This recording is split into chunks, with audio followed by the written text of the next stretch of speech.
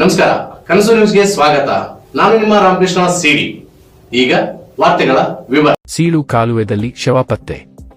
ಶ್ರೀರಾಜ ಶ್ರೀರಂಗದೇವರಾಯಲು ವೃತ್ತ ಕಡೆಬಾಗಿಲು, ಆನೆಗುಂದಿ ತಾಲೂಕು, ಗಂಗಾವತಿ ಜಿಲ್ಲಾ, ಕೊಪ್ಪಳದ ಸೀಳು ಕಾಲುವೆದಲ್ಲಿ ಶವ ಪತ್ತೆ. ಹನುಮಂತ ಹರಿಜನ ತಾಯಿ ಗಂಗಮ್ಮ ಸಾಕಿನ್ ಕಡೆಬಾಗಿಲು, ವಯಸ್ಸು 38 ಎಂದು ಸ್ಥಳೀಯರಿಂದ ತಿಳಿದಿದೆ.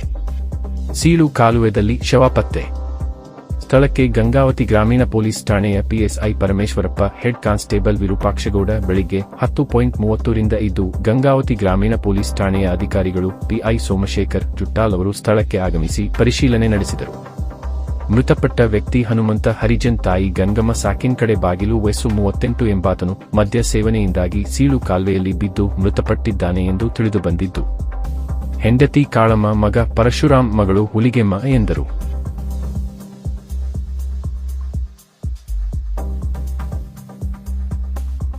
ಮುಂದಿನ ವಾರ್ತೆಗಳೊಂದಿಗೆ ಭೇಟಿಯಾಗೋಣ.